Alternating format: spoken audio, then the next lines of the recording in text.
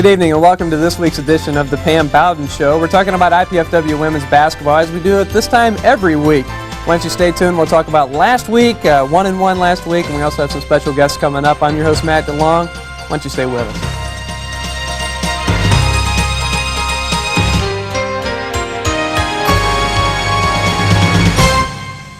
It's not just a game, it's a war.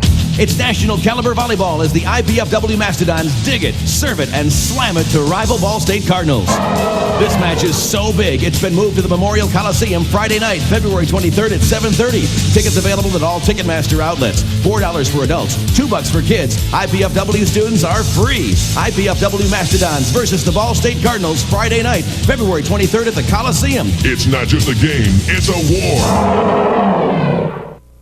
Team spirit is alive and well at IPFW. That's because IPFW has established itself as an athletic power, not only regionally, but nationally. With 11 major sports, IPFW offers talented student athletes great opportunities. Success and support of IPFW athletics comes solely from the fans, students, faculty, alumni, and the prestigious Royal Dons Club.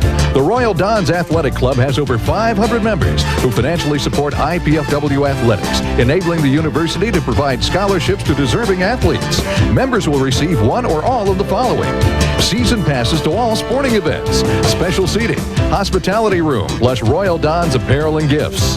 Be a part of the winning tradition. Join the Royal Dons Club. We need your support. Call IPFW Athletics.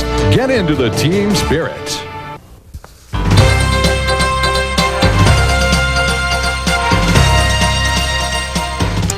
Welcome back to the Pam Bowden Show. Again, I'm your host, Matt DeLong, and kicking things off here today, I'll just kind of inform you what happened last week. Last Thursday started off on the road in Louisville, Kentucky for the IPFW women's basketball team, and unfortunately, fighting for the conference lead. It's one of those matches, I think it's one of those all or nothing. It was a really tough, very physical battle. IPFW dropped down to second place after the night, 114-73 loss. We're going to get into that with Coach Bowden here in just a moment. Then a good testament of character. IPFW comes back, a real tough place to play at Kentucky Wesleyan. If you've never been there, and probably most of you haven't, it's one of those very, very traditional type of gymnasiums. A lot of dead spots in the floor, and really the kind of place that could be a trap coming off a tough loss. And if things aren't together, then you will get beat by a lesser team there, and it wasn't the case last week for IPFW as they came out with a 91-76 win over Kentucky Wesleyan. Now, Coach, let's just start off. I guess we'll just go right from the bad news.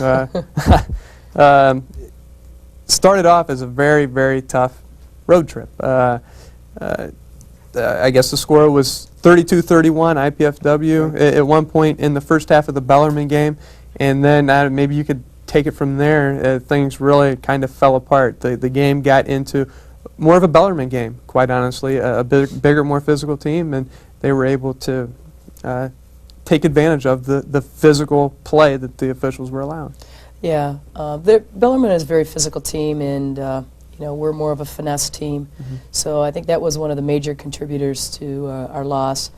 But we just got to where we weren't playing good defense and allowed the drive and got the foul, and went to the line 45 times, I think, and we're pretty successful from the line, and they just shot very well from the floor and went to the boards hard, and we just have to get a little tougher and play a little bit better defense one-on-one. Also, big advantage for Bellarmine on the rebounds. And your team's been used to being out-rebounded. I think we've been actually near the bottom of the conference, but it really hasn't been that big a factor. Still hustling for loose balls, still getting a lot of turnovers, forcing a lot of turnovers, and I think that might be where some of the rebounds come in because you're shooting a high percentage. But it still has to be frustrating anytime you get out-rebounded by 20, but I guess it goes kind of with the pace of the game.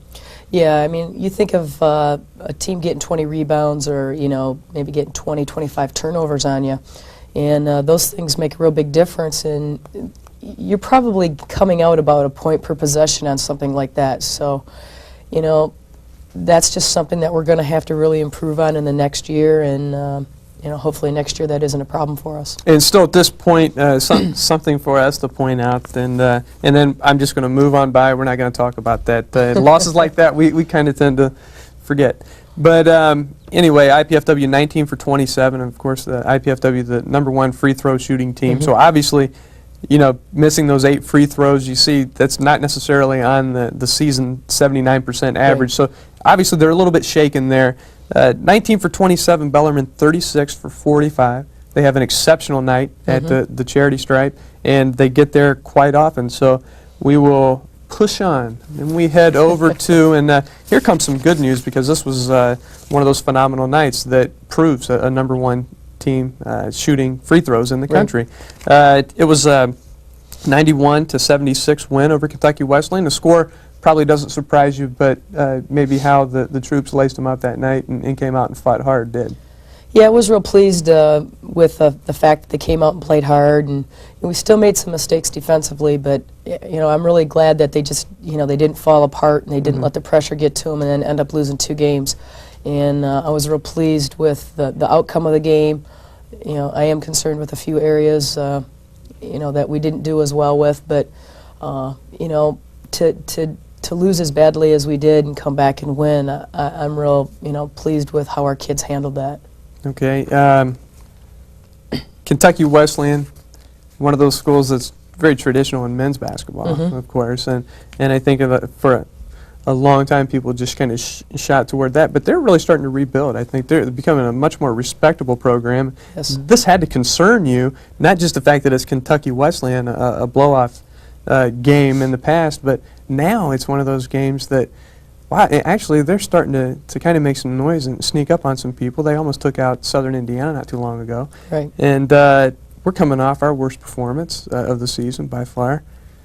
I'm scared. Well, I think the real positive thing for us is that you know, we came out and played hard, and Kentucky Wesleyan is rebuilding, I guess you could say.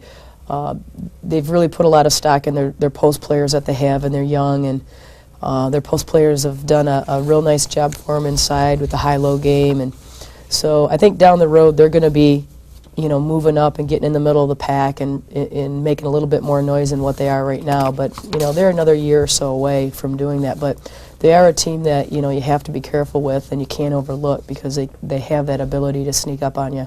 Seems like so often, Pam, when we come back here from the weekend, we're talking about something Lindy Jones has done in one of those fabulous 43-point nights with St. Joe or whatever. But you know, we seem to be very fortunate here today that we have a couple of your players are going to join us that really had probably their 2 best weekends of the year. Maybe Leah has put together some great weekends in the past, but really in fighting back after a little bit of a slump.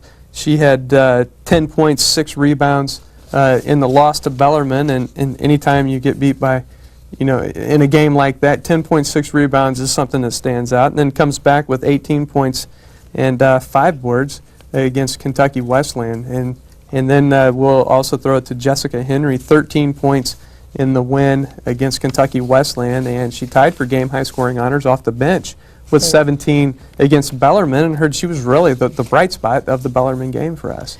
Yeah, she's done some really good things in, you know, we're looking to move her into, you know, Lindy's spot possibly if, you know, she works hard during the summer and keeps up where she's at, and try to get her some good minutes in the 2 spot next year and try to get her out of the 1. Hopefully we won't have to use her in the 1-2 combination. So I think she'll move into that position pretty well. She's got this scorer's mentality. So sometimes I wonder where she, you know, when she decides to take a shot. Sometimes I'm a little scared of it, but she's not afraid to shoot the ball, and that's a good sign for a 2 guard. So I'm real pleased with her performance this year coming in. And I'm real happy that Leah's, you know, getting things back together, and she's just a phenomenal athlete, and I'm real pleased with, you know, how she's coming along. When we come back here in just a few moments, we're going to be talking with Jessica Henry, she's a freshman this year, and sophomore Leah Sheets. Talk to them about how they got to IPFW, about what their feelings are on this year's IPFW team, and maybe where they want to go yet this year. So why don't you stay tuned, we'll be right back.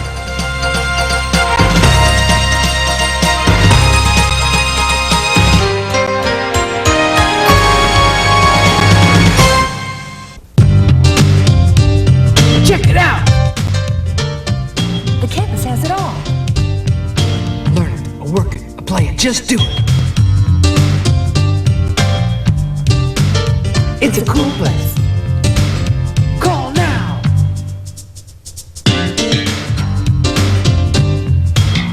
Go to work, go to school, go ahead.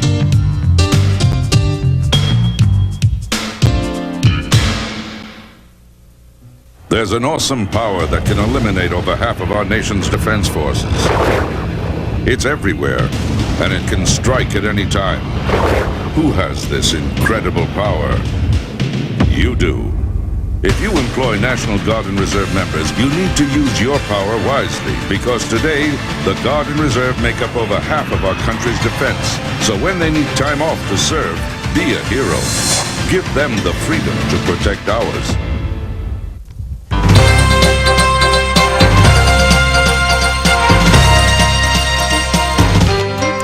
Welcome back to the Pam Bowden Show. We are at the segment now where we have been pretty consistent in bringing on the talent for this year's IPFW women's basketball team, and talent being the key. We've got two that are very key contributors here this year, and plan on being very key contributors in the future. On your left, you have Leah Sheets. She's a sophomore out of Columbia City, Indiana, and on your right, Jessica Henry, freshman out of Wadsworth, Ohio. And we're going to start with Jessica today. Jessica, I tell you, you've really had quite a push here as the season's gone on. You've worked your way into the starting lineup, and the transition from high school to be able to do that in quite a year is very commendable. And you've come in, you had 2 double-figure games last week, and I don't know, what do you give some of that credit to as far as being able to come in and fit in on a very successful team in the first place? I think that the coaches have given me a good opportunity to come in and play right away. My teammates have definitely helped me out a lot. You know, being a point guard, you kind of have to know the plays, and I usually don't. My teammates help me out a lot with that. So really, I give most of the credit to the coaches and my teammates. I mean, they've helped me out more than anyone. Now, being a freshman and being a key contributor, you ever take any special razzing? You know, a new kid on the block coming in. Not really. I mean, there's been a few practical jokes that haven't been too nice, but other than that, I just have to take the water down at the end of each practice, and that's really about it. Well, 17 points against Bellarmine, and I know it came in a losing effort, but you still came in, and you seem to have no conscience from a three-point land, and that's something actually that's got a lot of people excited, especially about the future. I mean, you can come in, and there's been several times when you've come in and hit the big threes. That's something that takes you maybe back to high school? Yeah, in high school I was one of the top shooters from the three-point range, and that's really all I ever shot. So when I came into college, and I drive and I get blocked a lot, so I'm kind of afraid to go in there, so I just shoot threes. Now, Leah, you come to us from Columbia City, but you've really been a mainstay in the lineup since the first day you got here. But you say you really, basketball wasn't the biggest part of your plans. It was really just kind of going to college is going to be someplace local, and IPFW kind of worked into those plans, huh? Yeah, I did consider playing basketball. I did want to play in college, and those were my plans. And the hard choice was that I didn't have as many opportunities for college in the area that I would consider, but I chose IPFW, and I'm happy to be here. Yes, both of you actually were, received a lot of information from major universities and stuff, and I think both of you are part of that group now that's really going to be a solid core. Now, this season, 19-3, certainly one bad game is never going to destroy that. In 40 years, who cares? You were on a great team. But it's got to be very exciting for both of you to be able to look at the opportunities that you still have at the end of this year and what you're also going to be able to do in the future. But being team members, the goals have still got to be pretty high still this year. So, Leah, what are some of the team goals? And I don't know, what do you think the chances are moving on? Our team goals were basically we wanted to do well in the conference and win it. And we still have a chance at that, but I don't know. It's tough. It's a tough conference to play in. And we want to go to the tournaments. And I think those are our 2 top goals that we had. And we started off pretty well, and we're still doing well. Now, Jessica, the IPFW hadn't been to the tournament since 1992. You probably think this is just commonplace now coming in. You had a real successful high school career. and come in here and, again, playing a key role on a team that right now the team ranks 3rd in the region. No slippage in the regional polls. You have to be in the top 6. No more Bellarmines really on the map. But is this something that you figure is going to happen at least 4 times in your career? I'm hoping. I'm not too sure. I mean, we have a lot of good recruits coming in, but we're not looking past this year yet. We have a lot. I think we can make it pretty far. It's been a lot of hard work, but it's been a lot of fun, and I think our hard work's going to carry us pretty far. Now this Saturday night you're going to be hosting Indianapolis, and I want to get both of your reaction to this because it was very frustrating and probably embarrassing. It was the first loss of the season. Team's 14-0. You go to Indianapolis, and just all around, just wasn't a good night. How's the team, Leah? How's the team preparing for this week? And I know right now you're in the middle of a couple days off, but I imagine practice is going to be pretty intense closing out the week. Yeah, it probably will be, but I think that helps us more than anything with the intense practice because then we just carried it on over, and I think that helps out a lot. And I don't know. I think that we'll stay focused and we'll be ready to beat them, and it'll be a good game. And Jessica, the history is not there. I'll tell you, I'll fill both of you in. Your seniors on this team, Lindy Jones and Jenny Newhart, have never beaten this team. And you think this is going to be especially sweet for them? Even you as a freshman can appreciate coming in to a situation like that. You want to leave them maybe with a win on this one? Yeah, I think that they worked hard, and they really would like to win this one, and I think we can. And I'm sure they'll play well for their games. Now, Leah, I also want to point out, this year has been one of those years that a lot of individual numbers have been sacrificed for the entire team. You're down to 12.2. That's actually about what you averaged last year. You had some just incredible nights. Now, it seems like the scoring's starting to pick up a little bit for you now. You had a down section, but things are starting to come back, and one of those normal frustrating times. But is the game becoming more comfortable now? You got over that hump, and now things starting to come back to you a little bit more. Last game you had 18.6 rebounds, and I know you don't want me to point this out, but you ranked number 5 in the nation in free throw shooting at 88% on the season. I mean, that's pretty incredible. Have you done anything different on your free throws this year, to get all the way up there?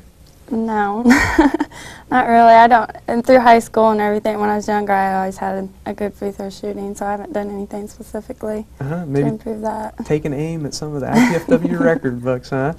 Yeah. Well, look, you're going to be around a couple more years. Leah Sheets still only a sophomore. Jessica Henry trying to finish out that freshman year. We'll see. We'll see. Got a lot of basketball left. I want to thank you guys for joining us here today. We're going to be back with more of the Pam Bowden Show. In just a few moments, going to talk to Pam about Indianapolis. Should be a big one. A little revenge for IPFW this week as they try to avenge their first loss of the season. Still a pretty good year. Why don't you stay tuned? We'll be right back.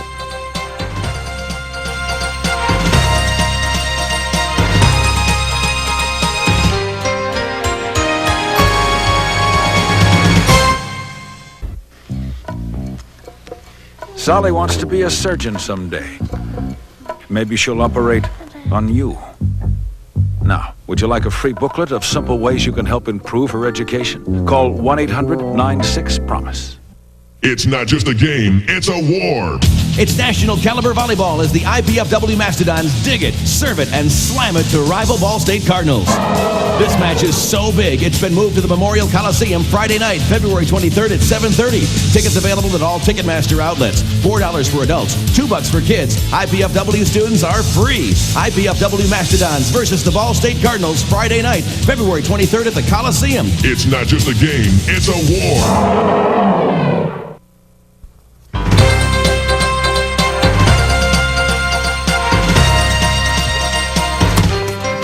Welcome back to the Pam Bowden Show. I'm Matt DeLong, your host, and with me now, this is my straight man, Pam Bowden. And Pam, this is actually the kind of week maybe that you dream of. After a tough loss, right when you need a little bit of time to clear the cobwebs, you have it. And it's Indianapolis, one game this week. Indianapolis at home, so no travel, no nothing, a lot of rest. And how do you prepare for a game like this? Because it's very positive for one. You know you need to give time off for two, but then how do you balance time off and good practice time and working on the things that went wrong last week? Well, the real key right now at this time of the season, I think, you know, the kids and the coaching staff, I think everybody sort of gets worn down a little bit with all the travel and everything. And, you know, we didn't get back till 5 o'clock in the morning on Sunday, and, you know, trying to sleep on a bus isn't much fun, and you really just don't get very good rest. But I really felt that we needed to give them Monday off and Tuesday off, and we're going to go real hard at it Wednesday, Thursday, and Friday, and put some real good practices in there, and just go after them, and you know, try to make this at least the last time that you know, Lindy and Jen have a chance to play them, to make it a good one, and you know, come out with a W. Does it give probably a dumb question? Is there the natural motivation not only for is, you know, we just talked with Leah and Jessica about, you know, that motivation of beating Indianapolis, but it has been a long time, and no matter if you've been here 1 year, 2 years, or 3 years, that tradition still follows you. I mean, is that added motivation, and then on top of that, have they really dug a grave for themselves by being our first loss of the year? I don't know so much if it's the first loss of the year that concerns me. You know, if a team consistently beats you year after year and they're not the ones that are winning the championship every year, that sort of concerns me a little bit, because it seems like, you know, what is it that is the stumbling block trying to get past them? You know, Hensley's just a phenomenal athlete, but she really carries that team quite a bit, and they rise to the occasion with her. I mean, she makes them play better. But this is also a team that dropped, Indianapolis we're talking about, dropped the game to Quincy. Right. You know, you wouldn't have needed to play really anybody. They're one of the three teams that I would say that were the dangerous teams. You know, the teams that aren't going to totally win it, but yet they're dangerous enough to sneak one here or there. You know, and they did that to us, and, you know, if there's any loss out of the whole season that I felt that we shouldn't have gotten, it was that one. I mean, we should have been able to come up with 6 or 8 points somewhere, whether it was better, you know, handling the ball better, or taking better shots, or making our free throws. Whatever it was, we should have been able to do it, and we didn't do it. And that's probably the one loss that I've been very, very disappointed in, that I felt we should have had the W. I think we're getting to the point where we believe in our team so much.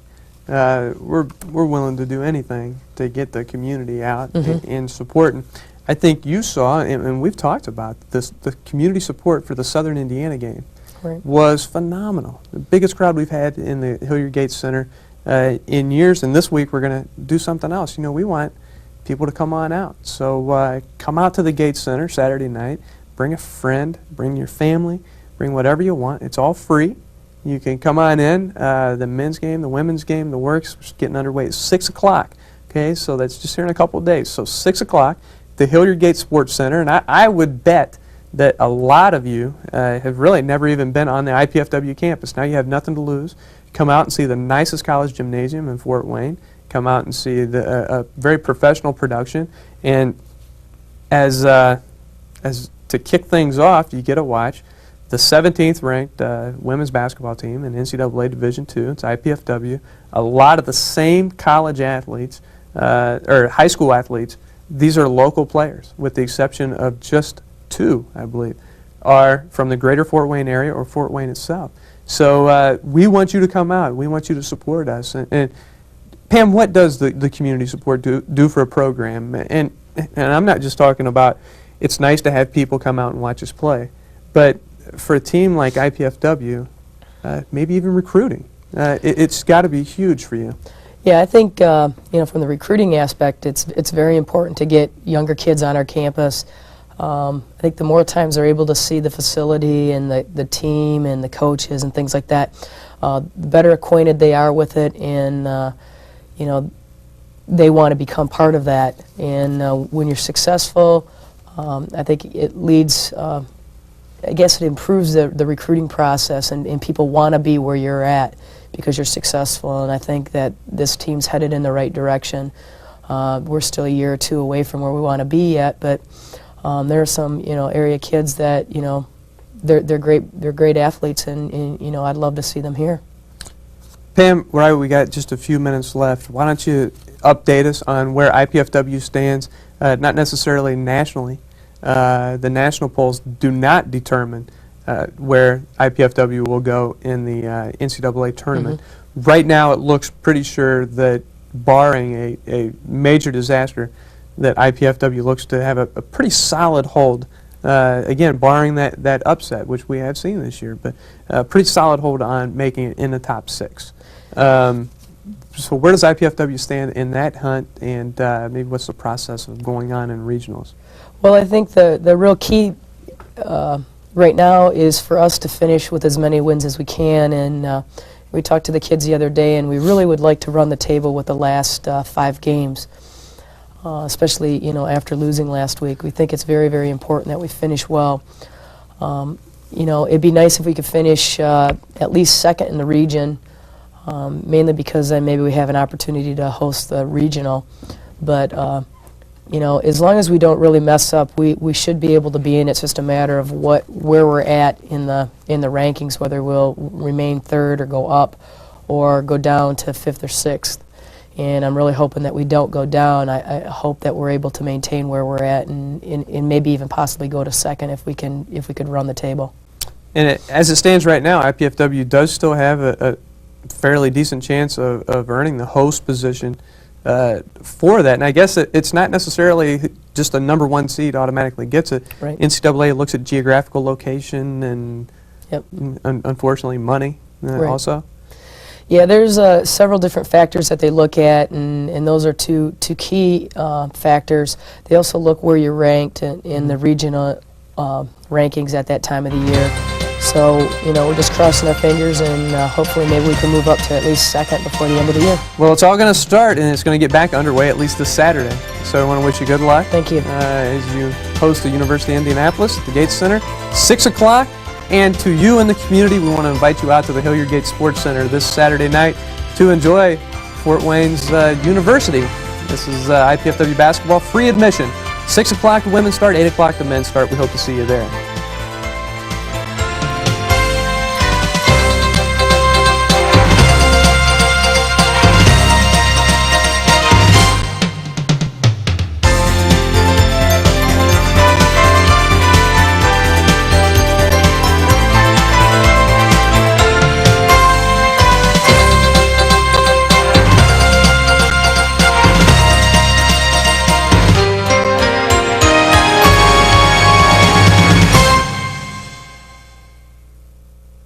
It's not just a game, it's a war.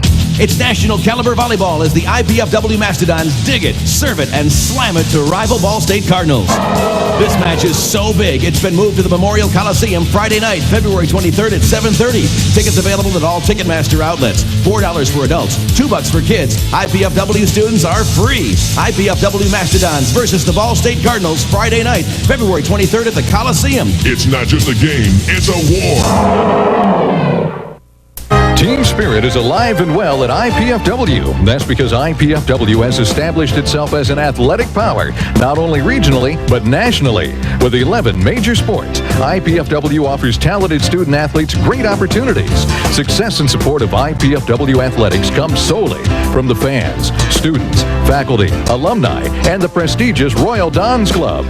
The Royal Dons Athletic Club has over 500 members who financially support IPFW athletics, enabling the university to provide scholarships to deserving athletes. Members will receive one or all of the following: season passes to all sporting events, special seating, hospitality room, plus Royal Dons apparel and gifts. Be a part of the winning tradition. Join the Royal Dons Club. We need your support. Call IPFW Athletics. Get into the team spirit.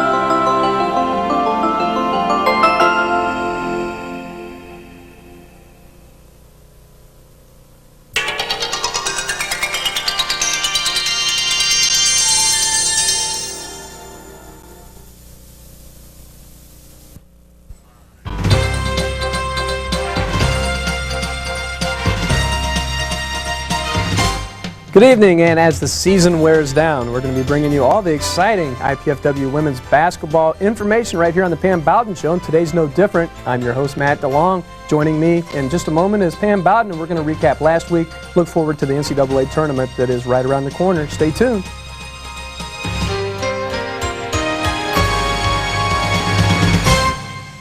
What are you eating? Pizza. What kind of pizza? Plain cheese.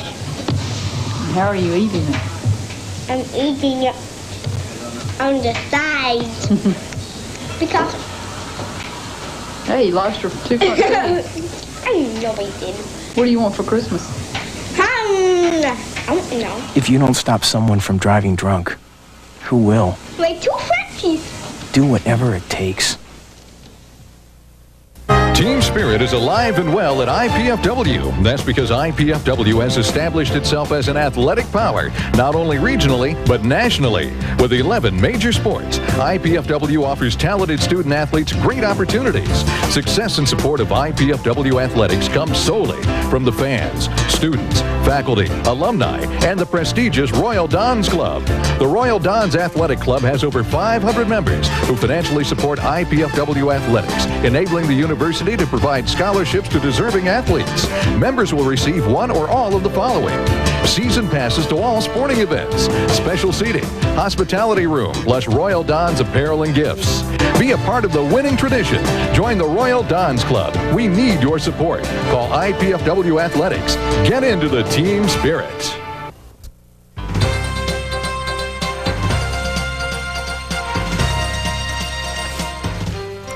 Welcome back to the Pam Bowden Show. Again, I'm your host, Matt DeLong, and joining me is IPFW head coach Pam Bowden. And Pam, to say that this year's been a success would be an understatement at this point. 22-3, and why don't you give us your feelings on that? Well, maybe take us back to the preseason. You got a new assistant coach in Tom Sutherland, who will be joining us here in a couple segments. You've got a couple new faces, but pretty much the core of the team that went 16-11 last year coming back. Is this beyond your wildest dreams at that point in the preseason? Well, I think with us starting off so well, that really helped, the momentum into the season. And, I was hoping that we were going to have a successful year. I didn't know if we were going to be able to accomplish all the goals that we set out to, but we've accomplished quite a few things. One example is we wanted to win all our games at home. We did that. I think that's a great accomplishment, and, it's a great step for our kids, having the pride to do that and just go after everything they can. So that was one of the things that I really hoped that they could accomplish, in setting that tradition at home, and they've done that. So. And for the first time in school history, which is another great accomplishment, at least as far as our records, our updates, or whatever, as we look back, we believe it is. Anyway, you talked about some of the team goals in the preseason, and team goals that the coaches set, team goals that the players set, or a combination of both, and maybe what are some of those, or were? Well, we were shooting for the conference championship, and that may be the one thing that's out of our reach right now that we might not be able to get just because of who Bellarmine has left to play, and who we have left to play, and being on the road and that kind of stuff. I mean, everything has to work with Bellarmine losing to Northern Kentucky and us winning both games. That could be the only scenario that would be in our favor. And I guess if that was the case, then we would eventually win the whole. Depending on whoever wins, we could end up winning the conference just because of who played who, I guess, if they look down into things. But I really don't see that happening. That's the one thing that we're going to be a little shy of, I think. But winning at home, winning all of our conference games, going on the road on the tournaments, and doing very well. We hit the GPA that we were looking for as a team. So, I mean, we're starting to put everything together, and, going to playoffs is the next thing, and we need to win 2 games this week to make sure that that happens. Well, last week, let's talk about that first, and we'll also get into this coming week. But last week has got to be kind of one of those scary weeks, actually, when you're preparing for it, because the team knows that the intensity level needs to be at a certain height, for the rest of the year, and you're playing, for all practical purposes, the 2 bottom teams in the conference. And even a win by 20 points, 15 points, still isn't the kind of win maybe that you want. So why don't you take us back? It was a 76-69 win over Lewis on Thursday, and your impressions of that game. Well, you know, we seem to have gotten up about 19 points and sort of lost interest in you know, really playing hard and let them back into the game gradually. I don't think that Lewis really thought that they were going to win. I think that was the one thing that was a real negative towards, you know, what they were trying to do. But, you know, we ended up pulling through it, and yeah, I was just a little bit disappointed with our effort, because I think at this time of the year we can't be playing down to other teams. We need to be playing at our ability and our level, and you know, we didn't do that on Thursday. However, I thought on Saturday we did an excellent job of that. We'll talk about Saturday in just a moment, but even though you're not quite playing at that level that you wanted to last Thursday, the team still comes out and hits 25 of 26 from the free throw line. We did an excellent job. So the areas maybe that you might be concerned about, you know, and a serious lack of concentration can obviously be seen and shown over and over and over again with a team missing free throws. But your team comes out and does that. But something else that stands out in the stats, again, it was a 76-69 win.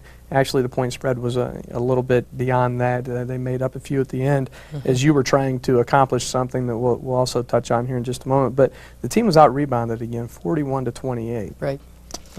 Is that a concern going into this tournament time? That's a concern every game, because I think that's the one thing that's really missing as far as consistency.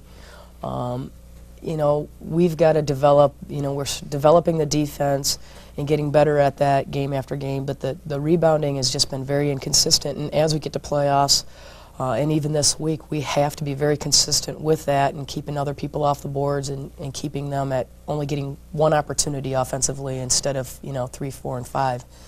So, yeah, that is a major concern with us, and that's one of the things that we're really going to work at next year. That's like the next step with where we need to go with the program. Also a great milestone reached in that game. Lindy Jones had 36 points, and it's kind of important, I think, for you to get her that 2,000, and she was became the second player in IPFW history to get 2,000 points, and you really don't want to kind of save that moment for the final game because there's really no way to honor somebody because her career is over. So that kind of became an effort, and in trying to do that, Lewis got a couple turnovers and got the score back up there. But that kind of caps off a great season. Lindy also had 6 assists, was 14 of 15 from the line. Right. But that was actually she missed the 1 free throw from a perfect night.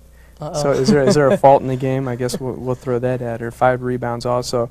But that's got to be a nice feeling as a coach to know you have that kind of a player that night in, night out is going to score that, and then to let the other 11, 10 ladies pick up their roles, which your team has really done so well this year, is that role play.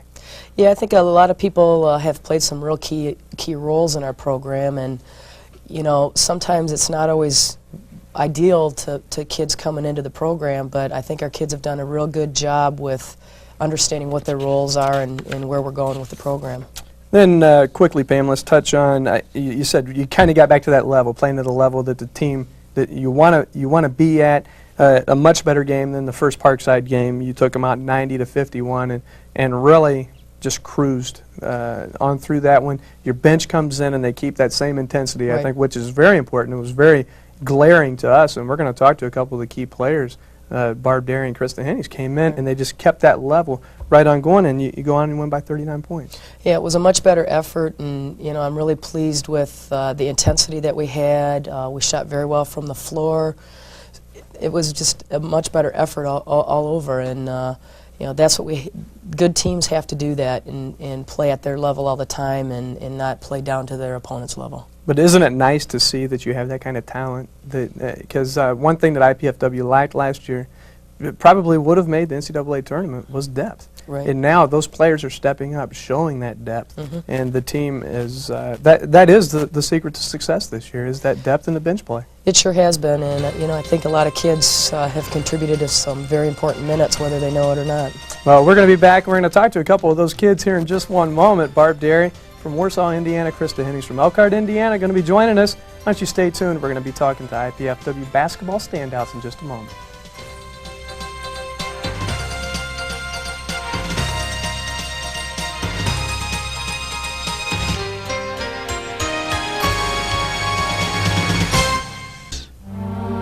Why would anybody give someone they don't know a gift? because the need is desperate. Please give blood. There's a life to be saved right now. Hello, I'm Kenny G. New national standards for music and the other arts in our public schools can help ensure your child receives a complete education. To find out more, call this toll-free number.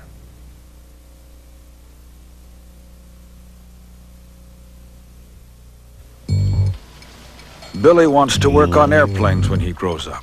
Maybe one that you fly in. Now, would you like this free booklet of simple ways you can help improve his education? Call 1-800-96-PROMISE. Throughout America, there are a lot of hungry mouths to feed. 12 million of them are children. Call Second Harvest and feed a child today. To be an organ and tissue donor, even if you've signed something, you must tell your family now so they can carry out your decision later. Call 1-800-355-SHARE for your free brochure.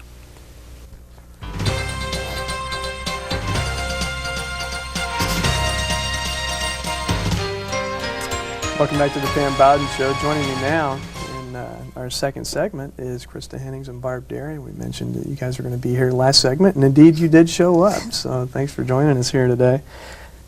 Team is 22-3, and I think you two have had quite a bit to do with that this year. You've come in and played some very important roles. And first of all, let me start with you, Krista. You're probably the smallest post player, or low post at whatever position, a 3-4, and maybe even sometimes 5. But you're recruited to come here as a point guard. Why don't you explain a little bit, maybe how or an off guard, but you were a guard, definitely. You're 5'6", and why don't you explain a little bit maybe how that transition took place this year? We'll talk about your long road back here in just a little while, but a 5'6" post player, that's not very common these days, is it? No, not. I mean, particularly most players are 5'11", 6 feet, so. So how do you handle yourself against those bigger players? I mean, what are some of the secrets? Because you've done it pretty successfully this year. I don't think that there's really a secret. I just like to be really physical, and Charles Barkley is like my role model as far as basketball goes, so just watching Charles play. Right. And he's used to playing against players that are 5'6" inches taller than him too, and I think that's good that you can take a look at that. Has it been a big adjustment though, moving from a guard, or that mentality that you're going to get the ball, dish it from a different perspective? You're not up on the point anymore. You're not up above the 3-point line. You're down low. You're in the box. You got to worry about 3 seconds now. Not really. My freshman and sophomore year in high school, I played a 4 and sometimes a 5 player, so to be switched to a guard was a big deal for me, and then to come here and be able to go back into the post was a relief. It was a relief, so you prefer that then? Yeah. Well, Barb, you've always been a guard. You were a guard through high school, and you come in here, and I think this year's kind of been your coming out party. You struggled here and there, though you actually have started some in previous years, but this year it seems like you found your niche. Play a very, very tough role at the backup. I think you come in and play some points, some 2. But is it more comfortable for you this year because you look a lot more comfortable on the court? Yeah, I think it is. I know that my freshman year I played point guard and I wasn't real comfortable with that. I was just kind of backing up for Wendy. But now that I know what I'm doing, 2 and 3, it's a lot easier for me. Now, you're shooting, well, let me get it here for sure. You're shooting 85% from the free throw line. Is that an all-time high for you? Yeah, probably. And have you done anything in the off-season to maybe improve that? Or has there been something that you've done with coaches Bowden and Sutherland that has somehow taken IPFW to the #1 free throw shooting team in the country? Or is there a secret, or is it just happening? I guess I could say it's just happening. I mean, I shoot them here and there and try to concentrate. I know last year when I shot them, I just was like, oh, it's a free throw now. I know that our percentage is way up there, so it's kind of like more pressure on us, I think, too. Not just me, but everybody when we get up there, because we know that they're important, especially coming like our games we have in the future. They're going to be real important. Now, Barb, before right now you just don't have enough attempts, but you were ranked at one point, I think, #2 in the country in free throw percentage. And what kind of a feeling does that give you? You come off the bench, you're getting enough minutes to actually get the fouls, and and you get that playing time. Is that important, or are there other goals maybe that you have for the team, for yourself, that kind of outweigh those kind of individual honors? I think that's pretty important. I was pretty proud to have. I didn't actually know that for a while, but I mean, I think after a while I kind of felt the pressure. I knew that I have to make this or, you know, it's going to drop, but now I'm more relaxed and I just concentrate, and if it goes in, it goes in. Now, I've never asked somebody that's been ranked in any national statistics, especially something like a free throw. I don't think there's a lot of thinking that goes on with a field goal attempt or anything like that, or a block shot or a rebound, but free throws are mental.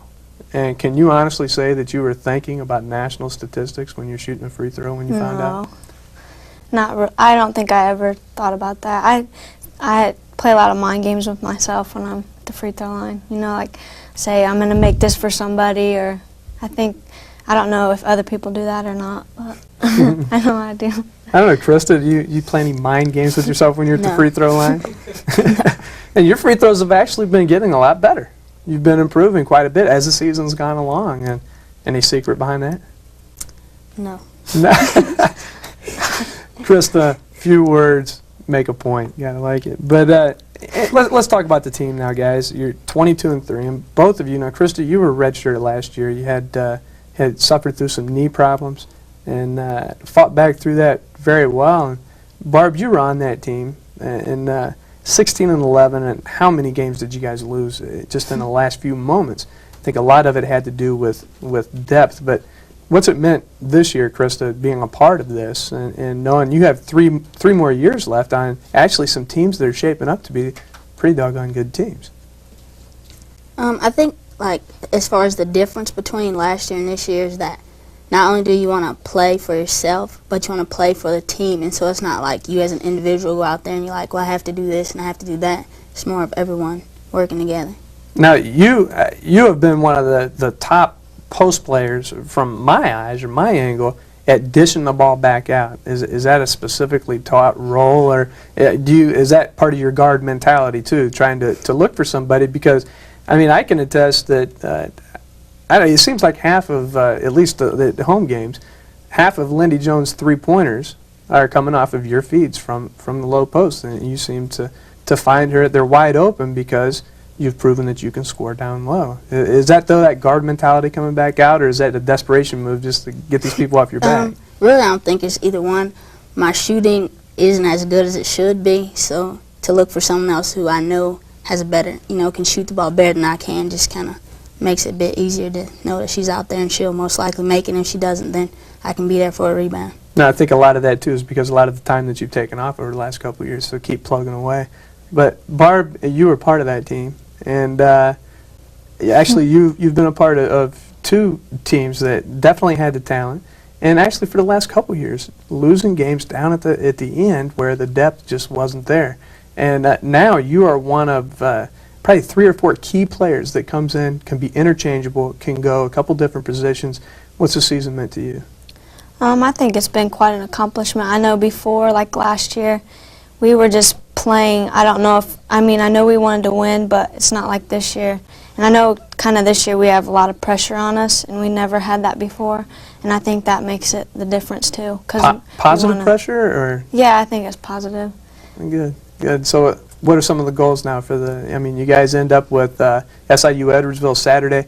Big game this Thursday against Southern Indiana. Why don't you give us some short-term and long-term goals for the team the rest of the way, either one of you? I think it's really important. We need to win on Thursday. It's one of them. And then keep winning, play Saturday. Anything beyond that, Krista? No, I don't think so. Just really to make sure or try to get as many rebounds as we can, and that'll help as far as the wins. Well, it's nice to see the rebounding mentality coming out. We definitely need that. It's like Lewis out-rebounding us last week, and that's a glaring example. Good luck this weekend. We're going to be right back with Coach Pam Bowden and Assistant Coach Tom Sutherland when we return. Stay tuned.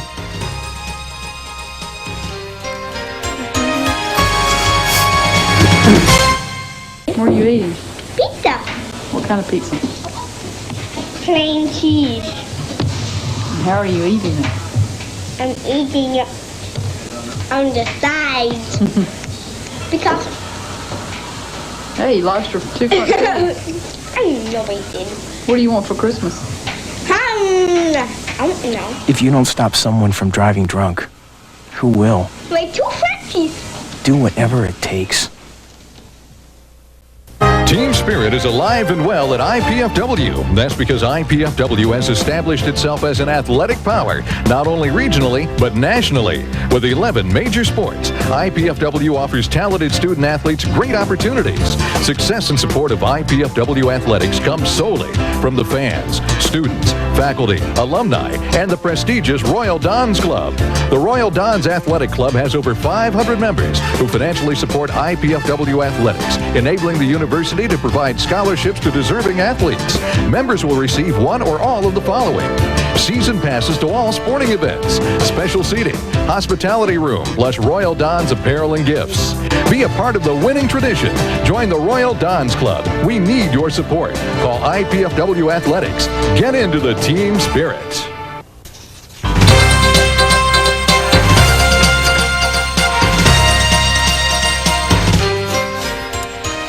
Welcome back to the Pam Bowden Show. Joining me now is assistant coach Tom Sutherland and IPFW head coach Pam Bowden, back after the athletes. And you guys pointed out something there in that last segment that you liked one statement that Krista made, because you feel that kind of epitomizes maybe some of the success. Tom, why don't you touch on that?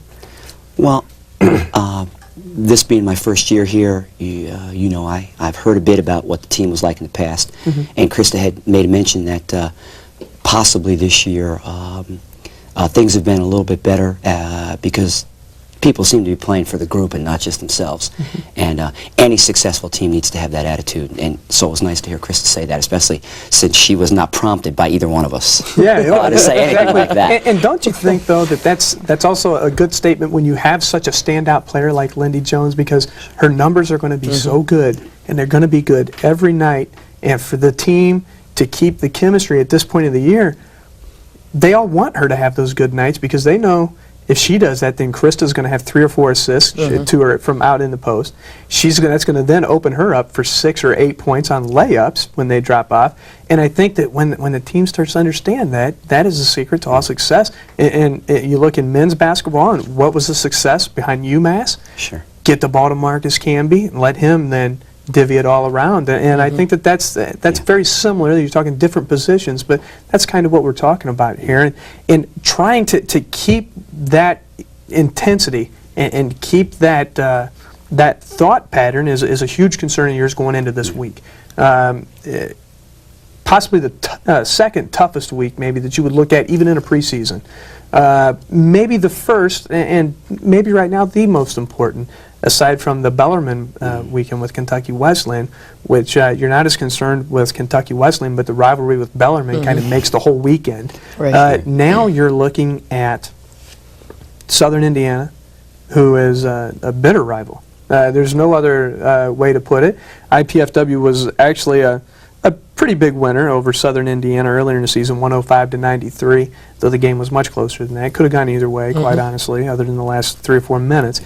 And then SIU Edwardsville, team, we were beating them by 16, 17 points in the first half, and then the team went back into that area that you may have mentioned earlier with Lewis. So you've got a Dr. Jekyll and Mr. Hyde. How do you look at this weekend, and what team's going to show up? Well, I think just emotionally, I think that with the Bellarmine game, I think there was just a lot of tightness, and kids weren't really, I don't know, I think they were a little afraid to go down there and play a little bit, and maybe we made the game out a little bigger than what it should have been made out to be. You know, we started out real well with them, and it just got to a certain point where bang, and everything went chaotic. I don't anticipate that happening with USI. I thought last year when we went down there and played, we only had a 3-minute period where we played real poor. In the whole game we played right with them. And I think the rivalry that we have with USI is a very good one. I think because both teams are very similar, it's always going to be a high-scoring match no matter if we're home or away. And I think we match up better with a USI than we do a Bellarmine. USI has definitely got the advantage down in the low post. Leanne Freeland, she said she's had a mini career against us. Yeah. Conversely, Which time? Yeah, exactly. But conversely, Lindy Jones has had some careers against Right. USI. Lindy knows she's going to have a good night. Leanne knows she's going to have a good night. We can give those two, and they don't necessarily check each other out because they're different positions. Right. Where is the difference going to come this Thursday night? Keeping Freeland and Weber off the boards and not allowing any second shots. Trying to keep Freeland turning back to the middle and not so that she can get turned to the left so that she can get in her favorite move in the low post. I think, Lindy obviously needs to have another great game, and we need to be playing at the best of our ability, doing the things that we do well.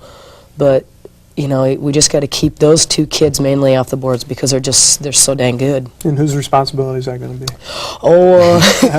Everybody, actually. Anybody that's matched up with them at the time specifically, and everybody else just having to go to the boards. Because if we don't come up with the ball, and we're giving them 3, 4, and 5 shots, their shooting percentage is going to go up tremendously. And, we just can't allow them to have that second shot. We've got to, it's got to be one and done kind of thing. Do you look for, we just had Krista in here, at the 5'6" in the post, but playing against All-Americans, Weber and Freeland for Southern Indiana, is that a major concern, or does Krista have that lower body strength that it takes to really back those girls out? Because they're not as strong as her. Krista's probably... Krista had a good game against Yeah, she did. Yeah. So she has played well against Southern. Oh, yeah. Yeah, I thought both her and Renee bodied up pretty well against their two post players. And since they're a finesse team like we are, it's just going to come down to who's going to actually do the little things better, I think. Let down or no, you still got to go on to Southern Illinois Edwardsville. This is a team that has been very competitive with everybody. But even more than that, a team that had a strong comeback against you the last time. I'm sure the motivation is going to be there for you, but the game is especially important because Sunday, just one day later, is the NCAA tournament selection. Right now, you're tied for second in the Great Lakes region, which is quite an accomplishment in itself after 25 games. That's super. A lot of people would die to be there, but a good weekend, and you're in a great chance to get a bye in the first round, no matter where the tournament's at, which is still a possibility, maybe here. A bad weekend, and you're looking at a pretty tough opening. So Saturday's game is still very important. Oh yeah, I think both games are very important because if we have any shot at getting the number 2 seed in the region, we have to come out with 2 wins. And the Oakland and teams like that, they still have to play in their conference tournament. But there's a lot of things that can happen. If somebody that hasn't been rated out of their tournament ends up winning, that can mess a lot of things up. If USI beats us, how does and we end up winning on Saturday, we're tied. Then what happens? Do we drop? Do we stay? Do they come up? Does somebody get knocked out of the tournament because they add another team? So right now, I really don't trust where we're at. I'm just hoping that we get 2 wins. I think I got the answer for all of it, though. I'm sure Tom will agree with me. I think if we just go in and blow both of them out, which could very well happen, but we go in and do that, and guys, we're all set. We're all set. USI is going to play out of a sense of desperation. They may have to beat us to qualify for the regional tournament. They're the number 6 team right now. Exactly. That's true. So I don't think you'll see a blowout on Thursday. I think you'll see a close game. It may go down to the last possession. You never know. Well, I'll tell you what, we're going to be awful eager, and Thursday night you can call the IPFW Sports Hotline after 5 o'clock. Well, it'll be actually about 9 o'clock Eastern Time, and we will have at 481-6643, it's just the general number, and we'll have all those results for you. So please call up. We'll talk to you next week about the NCAA tournament.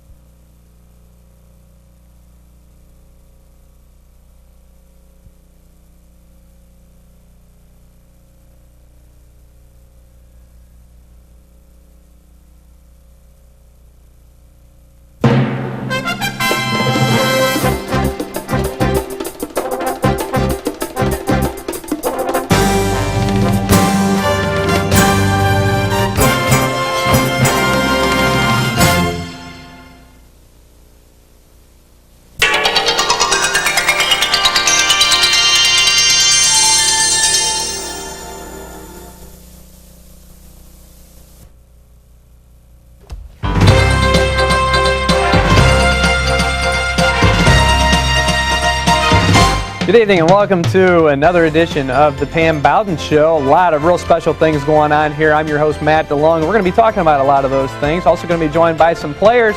IPFW is heading to the NCAA Great Lakes Regional. We're going to be talking with Coach Pam Bowden here in just a few moments. Why don't you stay tuned.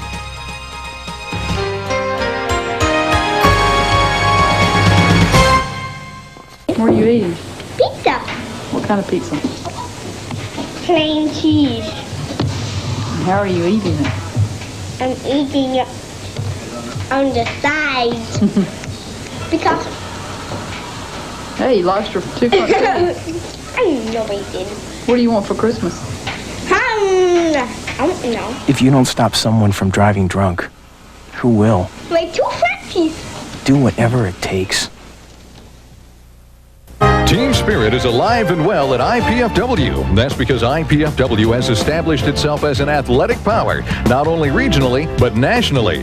With 11 major sports, IPFW offers talented student athletes great opportunities. Success and support of IPFW athletics comes solely from the fans, students, faculty, alumni, and the prestigious Royal Dons Club. The Royal Dons Athletic Club has over 500 members who financially support IPFW athletics, enabling the university to provide scholarships to deserving athletes. Members will receive one or all of the following: season passes to all sporting events, special seating, hospitality room, plus Royal Dons apparel and gifts. Be a part of the winning tradition. Join the Royal Dons Club. We need your support. Call IPFW Athletics.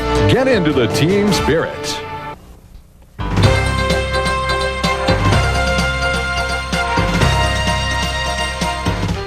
Welcome back to the Pam Bowden Show. I'm your host, Matt DeLong, and the Great Lakes Regional starting this week. IPFW, of course, an at-large selection last Sunday.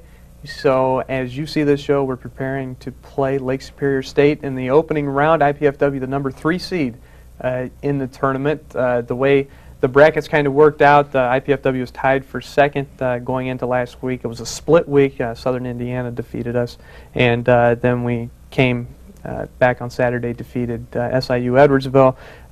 The way the brackets worked out, Pam, or the way actually all the tournaments, the GLIAC tournament and things that happened in the GLVC, still able to pull out the number 3 seed, which I don't think you can quite convince yourself after a loss in a week that things are going to work out. And we'll get into this bracket, the way it shakes out, but as it looks right now, the Southern Indiana loss almost a blessing in disguise in the early rounds. Again, we'll talk about that, but let's start off real quick with last week. IPFW does finish the season 23-4, but it was a split week. A loss at Southern Indiana. Why don't you touch on that, and then the importance of coming back against SIU Edwardsville in a game that was very important for a lot of reasons. Well, Matt, to start off with the USI, Leanne Freeland had another great game, and Eileen Weber did a real good job, and they were just able to keep the tempo very up-tempo and, do their things, and, we just, they came out really, fired up at the beginning of the game, and, they just caught us off guard a little bit and took advantage of that and got a pretty good lead right from the beginning. Mm-hmm. And actually, the game started off 11-2. 11-2. And you felt kind of things didn't quite happen right since then, from that point. Yeah, just the first few minutes, really, we started off sluggish and just not enough speed and raring to go, I guess. And by the time we got ourselves down, we just couldn't really come back and maintain where we needed to play. So. It's a 23-point loss. Actually, the second half, though, there were a lot of positives. The team fought back. Horrendous shooting, actually, in the first half. But then again, that kind of was settled, or at least things started to happen right anyway in the second half. And that's what you want to happen in any kind of game like that. So you go to Edwardsville, and quite honestly, you know it, the team knows it. A loss there could possibly end any tournament hopes. And for a team that's ranked number 18 in the country, and you're pretty much in that top 20 all season, and ranked number 2 in the region, to fall all the way out, which would be the top 6, is a very real possibility. So you got a lot of concerns, and it had to do your heart some good to see the way they came out and performed. Yeah, I was really glad to see them play as hard as they did, especially in the second half, because the officiating, we got I don't think, it was unfair or anything, but it just seemed like we got ourselves in real bad foul trouble real early. It was like 1-12 within the first 10 minutes of the second half, and I was real concerned about that because not sure where we were headed with, the players coming off the bench, and were we, going to get in such foul trouble that, all they were going to do is shoot free throws the rest of the game and that kind of thing. So I was real concerned with the foul situation that we got off in the beginning of the second half, and eventually got to 4 and 12, and then eventually I think we finally did get to start shooting some. But I was real, pleased with the way the kids handled the situation and didn't get frustrated, and, Edwardsville had, gone up 1 or 2 points a couple times, and, they just hung in there real tough, and were very determined to make sure that win was ours. I think the biggest thing that stood out to me was the balance in scoring. You get 5 players in double figures, and Leah Sheets led you with 15 points and 9 rebounds. That was real good to see because Leah really struggled against USI, and she came back, and I was hoping she really could do that, and she came out, and first 2 or 3 baskets she stuck real nice, and it was just real good to see her come out and do what she was able to do, especially after coming off the the tough loss with USI. So you get out of there, 71-65 win, probably the weight of the world off your shoulders then, escaping that one. Now you're pretty much in the tournament. You get back Sunday, and so it's a long trip back, and you make it back and have a little party and have the satellite TV at the Gates Sports Center. What were you thinking going into that, and then how things turned out? Was it pretty much what you thought? Oh yeah, I had made a phone call back to find out who had won out of the other conference and with the conference tournament, and found out that Northern Michigan won, and they beat Michigan. Was Michigan Tech? Yeah, I think Michigan Tech in the championship game, and so I knew that they were probably going to be seeded second, so it would be Bellarmine, Northern Kentucky, and I was hoping that we would remain in the third spot so that we wouldn't be in the Bellarmine bracket. And I don't want to really have to face them right away. I'd like to leave that for the final game if we have to play them, and I'm real pleased with the draw. I think we couldn't have asked for anything better. I mean, I think we have a great shot. Why don't we go over that draw right now, Pam? Again, this is the NCAA Great Lakes Regional. It's going to be Thursday, March 7th, Friday, March 8th, and Saturday, March 9th. Of course, 9th is the pot of gold at the end of the rainbow, actually. It's a championship game. It's what we're going to be looking forward to. The very first game at 5:45 Eastern Time on Thursday. IPFW is going to be playing that one. Again, the number 3 seed is going to be playing against the number 6 seed, Lake Superior State. They're coming in with a 22-7 record. Then at 8 o'clock, University of Southern Indiana, who by virtue of their win over IPFW jumped into the tournament, which is actually very good for the conference, represented very well now, where we have 3 teams from the Great Lakes Valley Conference in the tournament. They're the number 5 seed, and they're going to be playing Oakland University at 23-5. IPFW is ranked number 18. Southern Indiana, not ranked right now, but probably knocking on the door. Oakland, I believe, is ranked inside the top 15. Then you look at the number 2 seed is Northern Michigan. Hopefully, we can say that IPFW, if they beat Lake Superior, will be playing in that game. That's Friday, also at 5:45. And then Bellarmine, the host school, this is all taking place in Louisville, Kentucky this weekend, will play at 8 o'clock against the winner of Southern Indiana and Oakland.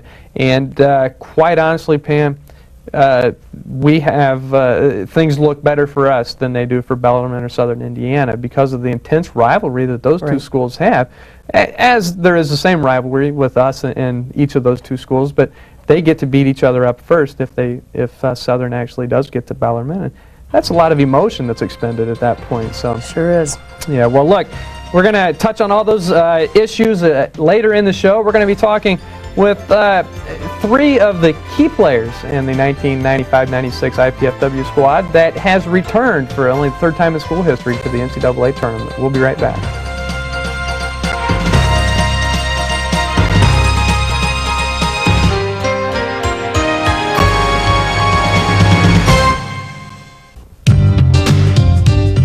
Check it out! The campus has it all. Learn it, or work it, or play it, just do it. It's a cool place. Call now.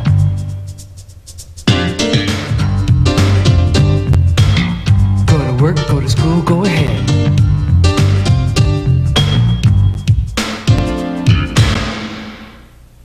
They want to get me, I'm going to be ready to get them. They just shoot. They don't care who gets in the way. I want to be respected. This gets me respect, know what I'm saying? I'm afraid to walk to school.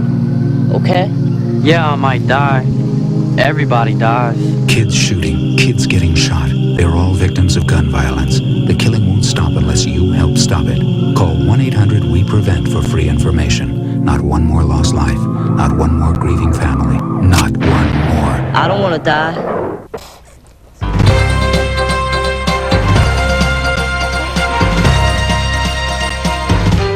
Welcome back to the Pam Bowden Show, and as we've done all season long, we're kind of to the point of the year where the players that we're talking to are by special invitation only, and this week we thought it very appropriate to invite the three captains for this year's team, Wendy Recker, Jenny Newhard, and Lindy Jones. And guys, we were talking before we came on. It took us a few minutes to get to this point, but I think we got it squared away what we're going to talk about. This has been quite a season, and actually you're starting to realize some of the goals that you set forth. Jenny, why don't you try to touch on what some of those goals were and maybe why it's so important, and this could be for any of you. I mean, why it's so important to be able to realize those goals, because quite honestly in your careers you've never been to this point. Well, one of our major goals was to make it to the NCAA tournament and win a game, because the past two times that IPFW's went, they haven't won a game there, so I think that's really important for us to make another step forward. And actually none of you have ever been to the tournament, right? I think Jenny and Lindy, the team went the year before you got here. So, I mean, this is something you've done really on your own. And Lindy, did you think last year that this was a realistic goal? You know, the team was, as we've talked about, really losing some heartbreakers down near the end. And I think probably through the midway point of the second half of the conference season, we really had a realistic shot of going, and there were some heartbreaking losses, Bellarmine, St. Joseph's. Did you think, though, in preparation for this year, that this was the kind of team that could really go on, a top 20 team? I think that last year we had a hard time, you know, when we did get the lead, we had a hard time keeping it, and so I think this year we really picked up on that and being able to stay ahead and do the things that we need to do. So I think that I always thought that we had a chance, but you know, you always think that you do, but now that we've gotten there, I think it's great. So. Now, Wendy, since you've come, you've actually been the starting point guard. I mean, I think there were a couple games maybe early in your career where you didn't start, and now as you come into your junior season, these are the only two seniors that are on the team, and I know you've grown pretty close to them. What do you think it's going to be like playing without these guys next year? I mean, that's going to be quite a feat for you. You've really you three have been the stable, I think, trio actually of the squad for the last couple of years. You think it's going to be something that's going to be pretty tough to go with? Yeah, I think it's going to be a little bit different. It's going to be hard to adjust to not having Lindy on the wing and Jenny in the post, but we have some great players on the team that are going to be able to, you know, step in and try to fill their shoes. So I have, you know, every bit of confidence in the other players, just like I did in Lindy and Jenny. Now, I'm going to change the subject here a little bit. You're heading back down to Bellarmine, and I want to kind of delve into what the mental aspect is. The last time you played there, it was a nightmare. I mean, that's the bottom line. Now you're going in there, you're playing a different team. Do you think that this team, and now you've had a few days of practice, and you know we're on spring break here, so really the focus has been basketball for you the last few days, and it's different when you don't have the midterms to prepare for and everything like last week. So now the focus is very clear. You're going back to Bellarmine. Does this team have the makeup, Lindy, to come out, put that kind of stuff behind them? The Bellarmine game was one of those nights. I mean, you're going into their gym, but now this is different. It's a new season. Does this team have that mental capability to come out and say the heck with it? I think so. I think if we just go in and work as a team, and you know, just because we're going to Bellarmine doesn't mean anything. It's just a place to play. So if we just, you know, keep that in mind, then I think we'll do fine. Jenny, I want to talk to you quickly about some of the injuries this year, and I know you kind of probably get frustrated by that. But this actually seems to me to be the time of the year where you're starting to come out of that. You're really starting to get warmed up. Do you feel like this is, thank goodness we made it to the postseason, because now I'm just now starting to play my best basketball of the year? Yeah, well, I'm thankful that I'm done with all my injuries and that I get a chance to end on a good note rather than ending with an injury. I mean, what's it been this year, though? First thing, it was still rehabbing your knee. Yeah, rehabbing my knee, my broken hand, and my eye injury, and then my knee again. This has been one of those years. I mean, well, I don't know if that's wood, but knock on it. But anyway, Wendy, let's get back to Lake Superior State. You know, we were talking. You guys really haven't touched on Lake Superior State. You know, a whole lot. Still got a few days in preparation for that. But looking at, there's 3 GLIAC teams in this tournament. Northern Michigan, help me out here. Oakland and Lake Superior State. Do you think that there's a big difference between those conferences? You guys have actually played a few GLIAC teams, and Northwood comes to mind right away, and a couple last year. You think there's a big difference between the two conferences, or is this pretty close? I'm really not sure of what the teams are like in the GLIAC, except for that we've heard that they're very physical. And I mean, we have a couple teams in the GLVC that are extremely physical, especially with us. So I'm not sure how much of a difference there's really going to be between the teams. I just think we need to concentrate and focus on the game at hand, not so much who we're playing. How much did it mean last week, Lindy, the squad falling by 23 to Southern Indiana, and then to come back and perform as well as an overall unit that the squad did against SIU Edwardsville? I think that it helped pull us together. We knew we had to win that last game, and so we just went out and played hard. I mean, it was a real letdown to lose the way that we did, but I think we came together really nice. And you suffered an ankle injury early in that game. Actually, just played, I think, a minute or two over 20 minutes, one half of basketball. You have to feel a lot of the burden. Sometimes when you're a high scorer, you don't quite have the points, or you're not able to play because of the ankle injuries. Was it kind of refreshing for you to see 4 other players jumping into double figures? Yeah, everybody did really great, and I'm not worried really about the scoring, because I know that if I don't, everybody is balanced usually, and so I just went in there. I tried to get as many boards and things as I could. I knew I couldn't drive as well and things like that, so I just tried to do what I could, and I knew that other people would step up. So guys, Thursday, 5:45, it's going to be Lake Superior State. If you win there, it's Northern Michigan. They're 23-4 on the season. It's not going to get any easier, when you go on to play whomever in a championship game. But I know that all of us back here at IPFW are certainly wishing you the best of luck. And but the bottom line is that I guess it doesn't matter who you play. But if you guys play your game, do you feel that anybody or any team is really better than you when you're on, any team in this tournament? Because I think I don't, maybe one of you wants to touch on that. I think that the games we do really well are when we start off quick and we take the ball to the hole, we pass the ball well, transition's good. So I think that if we do that like we did at St. Joe, I think we can beat anybody. Jenny? Yep, I agree. We play really good team ball, and we're focused, and we don't, we control our turnovers and rebounds. I think we can beat anybody also. Well, I mean, it's coming down to what I see. You guys really haven't lost to anybody the first time this year, other than Indianapolis. I think that was the first time we played them. Teams really find it tough to prepare for you, I think, the first time around. So, look, we're gonna carry that one into this weekend, and I want to wish you the best of luck. Thanks for joining us today. Well, look, we're going to be back here in just a few moments with head coach Pam Bowden wrapping up the show, and hopefully the next time you get to see our faces, it's going to be with a little bit of hardware. Why don't you stay tuned? We'll be right back.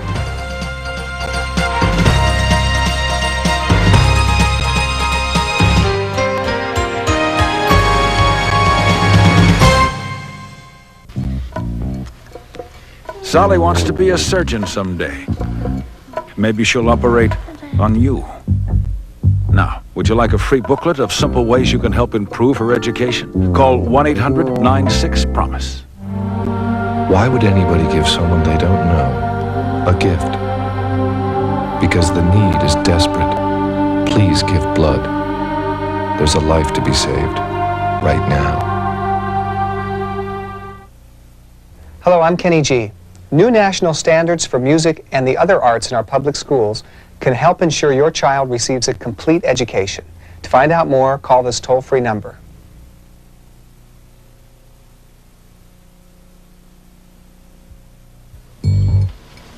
Billy wants to work on airplanes when he grows up. Maybe one that you fly in.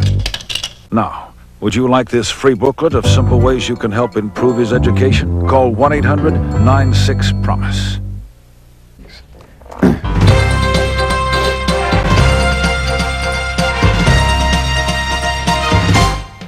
Welcome back to this final segment of this week's Pam Bowden Show. And a lot of preparations underway, Pam. A lot of stuff happening now as you prepare the team for the NCAA Great Lakes Regional.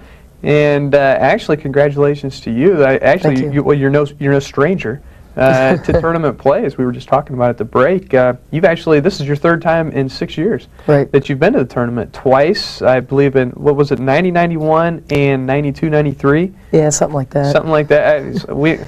We kind of went around ourselves back in the office, and now you've taken IPFW to the tournament in the second year. So quite an accomplishment, I think, and it's kind of a good luck charm that you'd like to have.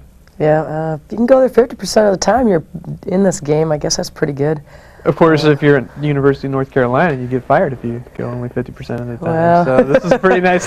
Starting off, it's okay. We'll see how it goes down the road. Oh, okay. So any guarantees for next year? I don't want to put my foot in my mouth. Too early.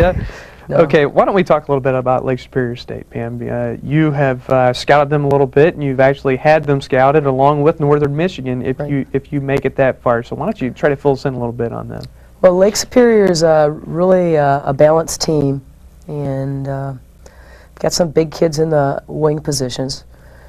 I think probably the most interesting thing I guess that I find interesting is that they have such a wide spread in the rebounding. They're about 11 or 12 plus, and so that's one of the things that we're going to have to really, be working on this week, and we need to take advantage of trying to cut that down so that we have a good shot at running our transition game and going from there.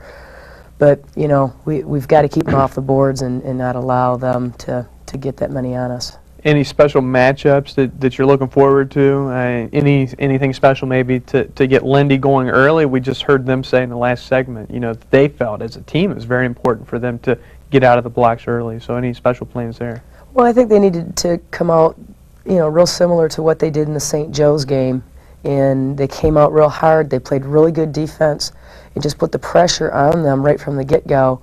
And they were getting out in the passing lanes and giving them, St. Joe's only one shot every time they were down the floor. So, I mean, if they can, be one and done with the rebounding and really push the ball and get out in the passing lanes and steal the ball a little bit, they have a real good opportunity to start that way. Okay, then why don't you fill us in a little bit on Northern Michigan? It's been one of the teams that we've kind of jostled for position with throughout the year. Now they've won the GLIAC conference tournament, which got them the automatic bid, the number 2 seed. Northern Michigan's the kind of team that you love to beat, actually. I mean, it's a very strong program. They're very well renowned across the country for Division II athletics, especially in the realm of women's athletics. So this has got to be the kind of game that you as a coach, even though you may realize this more than your players who aren't as familiar with Division II, this is a great opportunity for your entire program in this game. Well, I think just being able to get back to playoffs for this program is really important. These kids have really been the foundation of what we're trying to do for the next year or two and really get that top 20, top 10, hopefully, recognition, and hopefully we can maintain that once we get there.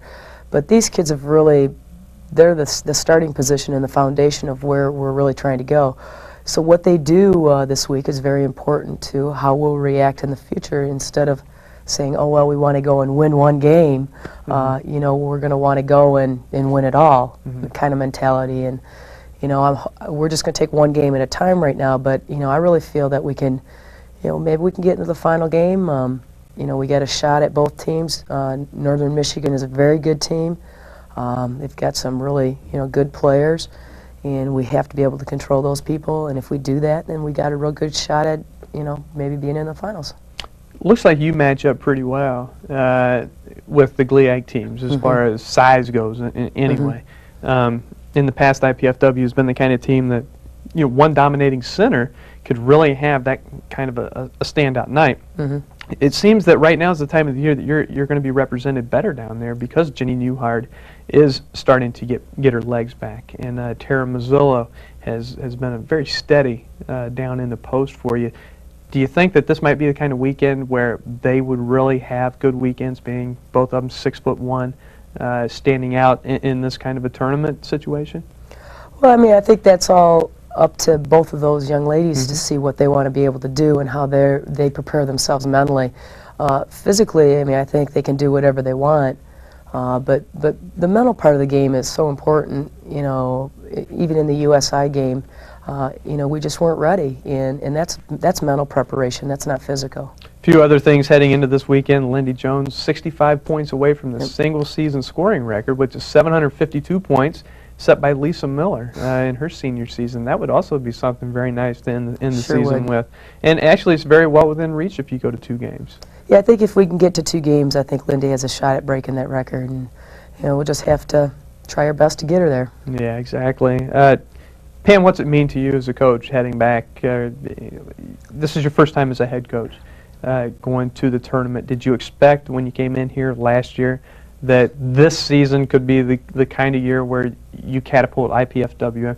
Was there a yearly plan that you put together, or has this just been, wow, one of those times, one of those seasons? Well, I don't know so much if it was something that I put down and said, oh, second year I'm going to be at IPFW, we're going to be in playoffs.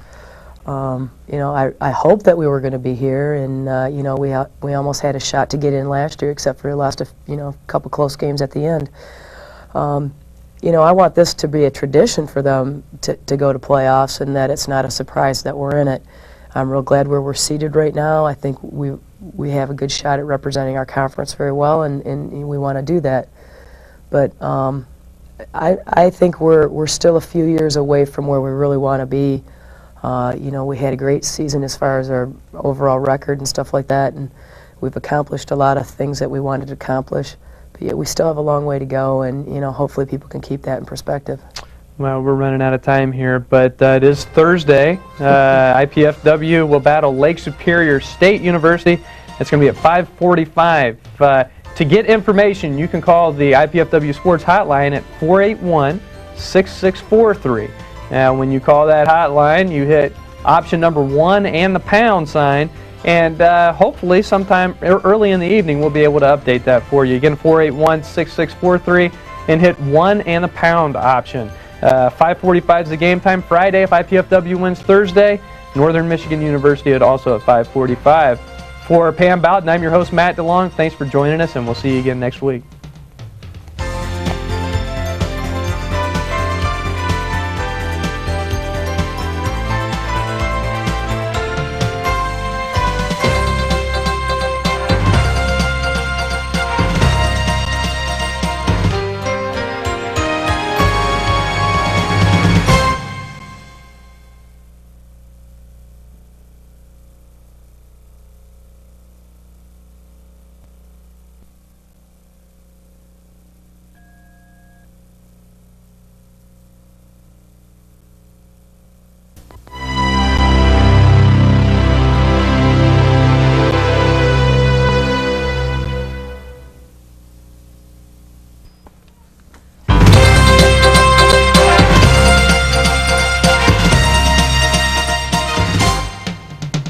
Good evening. I'm your host, Matt DeLong, along with Coach Pam Bowden. This is the Pam Bowden Show, talking about IPFW women's basketball. And we've been in the news a lot lately, and we're going to recap why. The NCAA tournament last weekend didn't go quite as planned, but still a very successful year for IPFW. Stay tuned. This final show will get underway in just one moment. What are you eating? Pizza. What kind of pizza? Plain cheese. How are you eating it? I'm eating it on the sides because Hey, you lost your 2 front teeth. I No, we didn't. What do you want for Christmas? I don't know. If you don't stop someone from driving drunk, who will? My two Frenchies. Do whatever it takes. Team spirit is alive and well at IPFW. That's because IPFW has established itself as an athletic power, not only regionally, but nationally. With 11 major sports, IPFW offers talented student athletes great opportunities. Success and support of IPFW athletics comes solely from the fans, students, faculty, alumni, and the prestigious Royal Dons Club.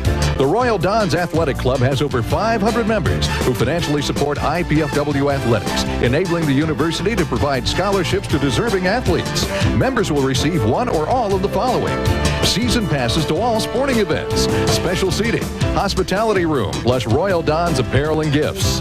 Be a part of the winning tradition. Join the Royal Dons Club. We need your support. Call IPFW Athletics.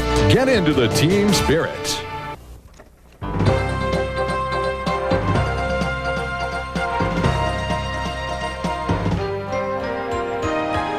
Welcome back to the show. Again, I'm your host, Matt DeLong, and joining me is Coach Pam Bowden. And Pam, last week, a lot of excitement here at IPFW, a lot of excitement in your locker room and all around as the team qualified for the NCAA tournament, the third time in school history. But this team had done something that no other team had done, won 23 games in the season, set a new single-season mark. So first of all, congratulations on that, and congratulations on just being selected.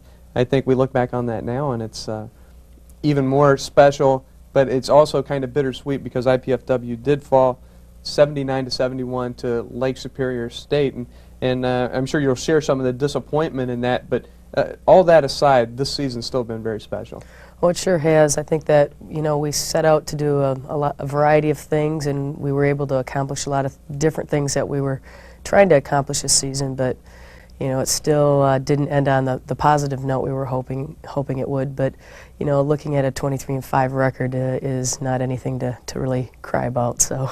Well, and it is so disappointing after a tough loss. And why don't we just start right out into it? We arrive at Bellarmine College. It was the #1 seed. They were hosting it in Louisville, Kentucky, and a couple good practices leading up to the game. It seemed like a lot of effort.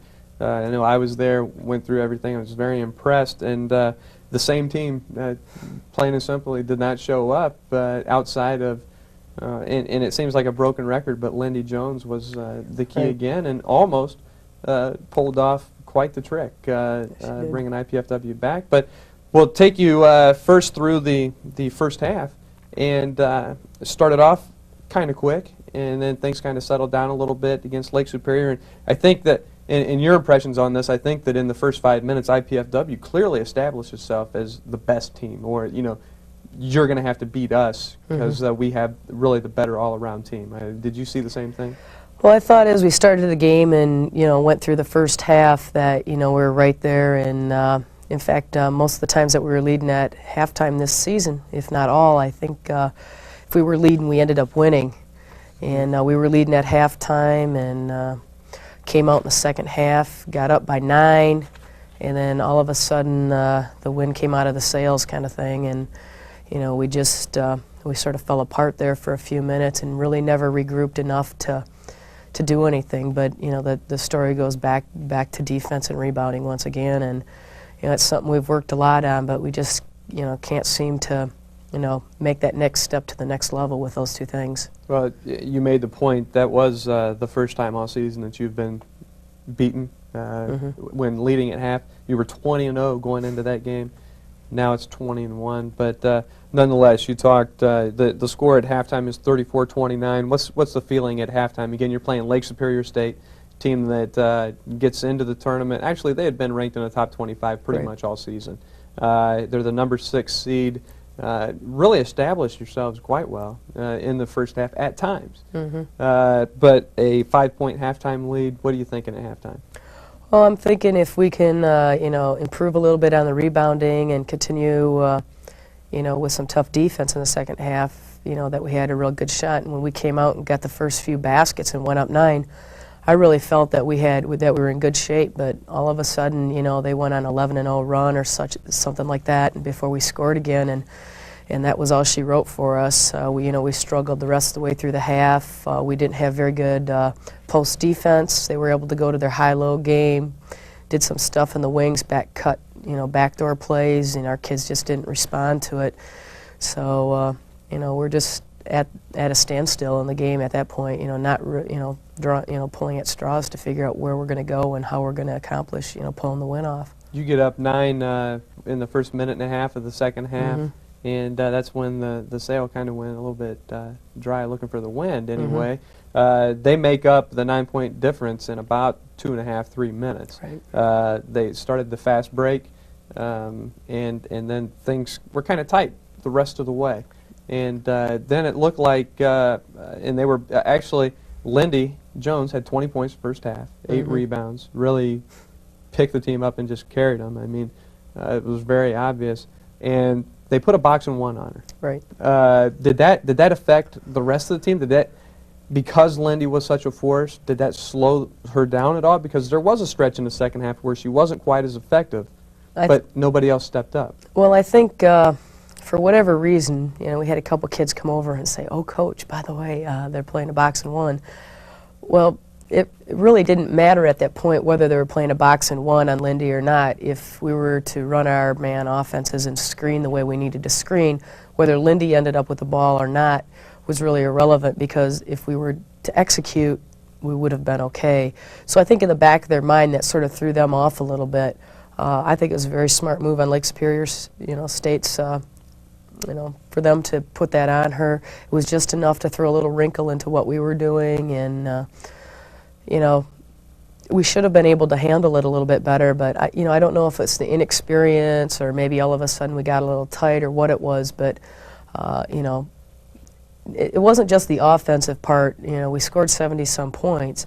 My real concern is the defensive aspect, and their shooting percentage in the second half and in the rebounding it's just been an Achilles heel for us all season, and until we can really improve in those areas, which we have from last year to this year, but we still need to make a bigger improvement overall for next year. Of course, IPFW, you ended the season this year ranked #1 in the nation, so that's a huge congratulations. We'll touch on that later in the program, but 7 of 9 from the line.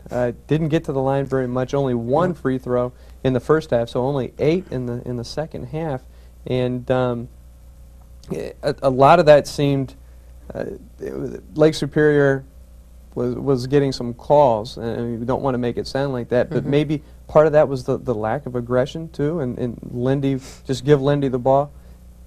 Can you see some of that? Did that play into it at all?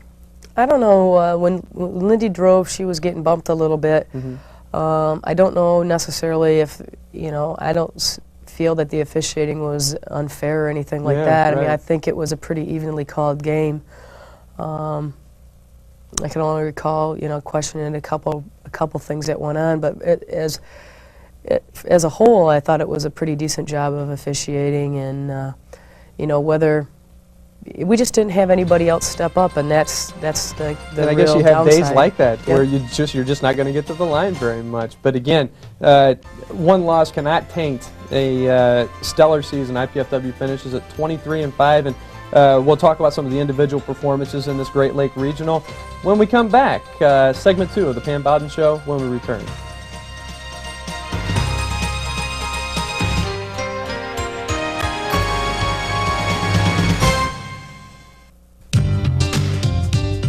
Check it out. The campus has it all. Learn it, or work it, or play it, just do it. It's a cool place. Call now.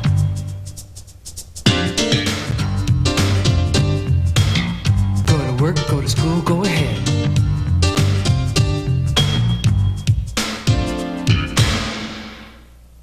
They want to get me, I'm going to be ready to get them. They just shoot. They don't care who gets in the way. I want to be respected. This gets me respect, know what I'm saying? I'm afraid to walk to school. Okay? Yeah, I might die. Everybody dies.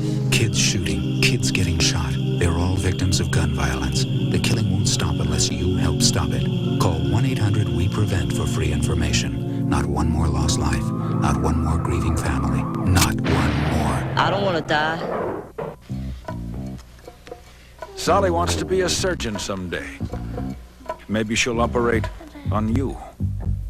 Now, would you like a free booklet of simple ways you can help improve her education? Call 1-800-96-PROMISE.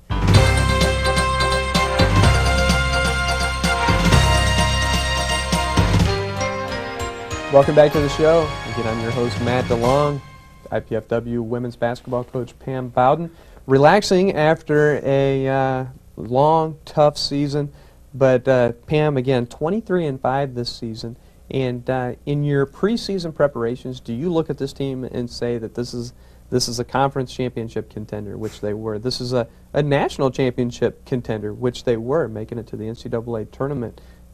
This is a team that will have one of the best players in the nation, if not the best player in the nation this year, and make the other players better. I mean, do you look at this as one of those teams that will go down in the school record books the way that they will? I think that, you know, at the beginning of the year, we were hoping that we were going to be able to accomplish a lot of different things. You know, Lindy has had a great season, and, you know, I think, you know, she's really helped us in some games that were close, being able to help us pull through some of those things. But to sit as an overall and etch out, you know, all the wins and losses in a season, I don't know if we would have, you know, Tom and I had talked during the summer about, well, maybe it would take 17-3 to win the conference. Yet, you know, one time I made a comment, well, I think it's going to take 18-2. Well, Bellarmine had 18-2. They played a heck of a season. You know, they lost against St. Joe and us, and then the rest of the season that they played in the conference, they just went after everybody like they were on a mission. So we were close there with what we were looking at, but not close enough. Okay, you and Tom are talking over the summer, and somebody tells you you're going to end the season 23-5. You're going to finish 16-4 in the GLVC, which is second. And you're going to go to the NCAA tournament. You're going to lose in the first round.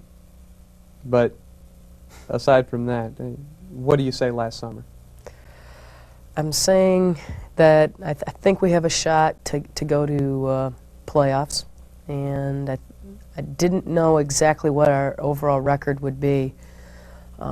We figured maybe we'd be 5-2 in the preseason. And if we could get 17-4 maybe in the regular season, you know, or 17-3, you know, that maybe somewhere around there. But, you know, so if somebody tells you that, though, are you saying, okay? I'm saying that's a great record, but the NCAA championship, right? Yeah, I take that. We'll go 20 and whatever. I'm dreaming. But no, I don't know if you know. There's always that hopes that you're going to be able to be, you know, 23-5 or whatever. There's always that in the background, but you know, I think we're really just hoping to have a 21 season, to be realistic, and not knowing what we're going to do in the preseason, and understanding how difficult our you know, conference schedule is. I think well, and we'll talk about this in our final segment. But if somebody told you that you'll have the same season next year, would you take that? I'll take it, except for I'd trade a couple wins to end up with the regional championship. True, and we talk about that because you do travel to North Dakota State, which is the three-time defending NCAA Division II champion. You're going to be playing on their home court with their starting five returning next year, and they are #1 in the nation at this point. You know that's going to be tough. And you also have a number of other very, very competitive games. And again, we'll touch on that in the final segment. But first, in our next few minutes here in the second segment, let's talk about some of the individual accolades that have already been given out this year. The all-conference honors are out, and Lindy Jones was Player of the Year. Yes. No big surprise, but I think it's quite an accomplishment for her in the fact that last year's Player of the Year, Leanne Freeland, is back, has an All-American caliber season this year, and Lindy still comes out on top there. It's got to make you feel good as a coach, knowing that a player met that challenge and goes beyond. She averaged, again, 26 points a game on the season and in the GLVC. The consistency was there throughout.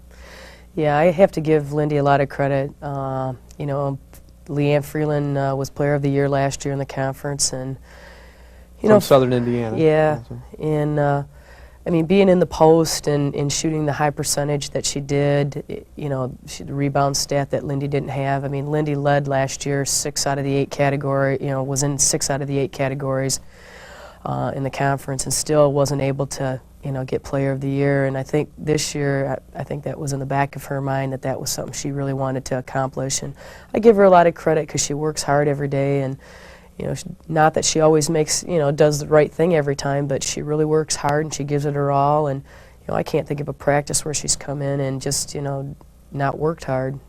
Yeah, Lindy was also named first team all-region by the coaches, and also first team all-region by the sports information directors. She's on the All-America ballot for both, and so certainly good luck to Lindy the rest of the way. Leah Sheets, also sophomore out of Columbia City, is named honorable mention all-conference in the Great Lakes Valley Conference. But and also real quick, Coach, you're on a couple National Coach of the Year ballots and Regional Coach of the Year ballots, so congratulations on that. Thank you. And it's been quite a turnaround. What does scoring 40 points and grabbing 14 rebounds from a guard spot do for Lindy? Now, this is her only NCAA tournament game appearance against some pretty formidable competition. What does that do for her and her chances of becoming the first All-American here at IPFW since Lisa Miller? Now, last year she was honorable mention. I'm talking first team because that's what we're looking at this year. Was that very, very important? Well, I think it's definitely a good way to start a tournament round, that's for sure. I think it gives some other people in the region a chance to see what she was able to do and what she's offered this team for the last few years.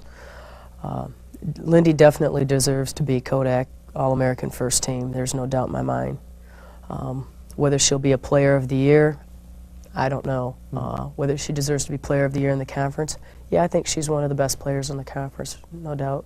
Yeah, she had a season that will go down in the history books, as did Jenny Newhard over her career. But probably a very frustrating senior year, probably for you from a coaching standpoint, and for Jenny as a player, because injuries pretty much dissipated her. She still got the 1,000 points in the career, and she is the all-time block shot leader. But still, it's got to be disappointing. It started off with, it was just one injury after the other this year.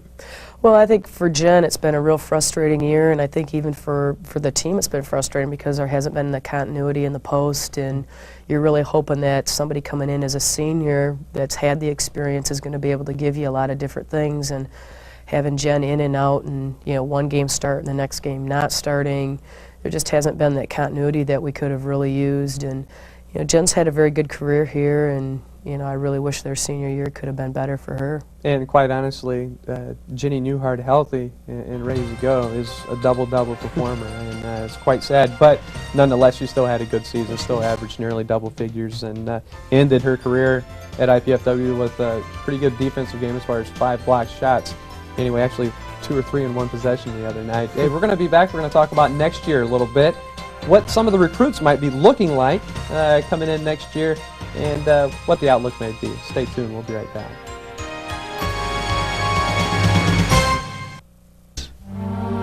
Why would anybody give someone they don't know a gift?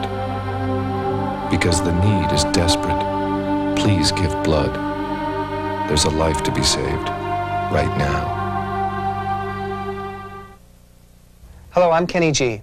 New national standards for music and the other arts in our public schools can help ensure your child receives a complete education. To find out more, call this toll-free number.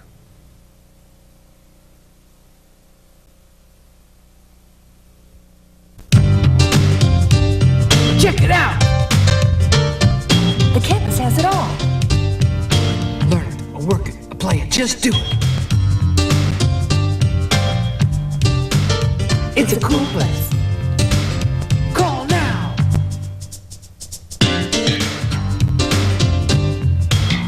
Go to work, go to school, go ahead.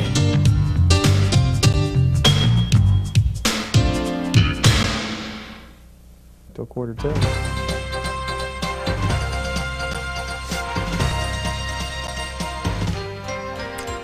Welcome back to the show. I'm your host, Matt DeLong. Joining me once again, our final segment of the year is IPFW women's basketball head coach Pam Bowden.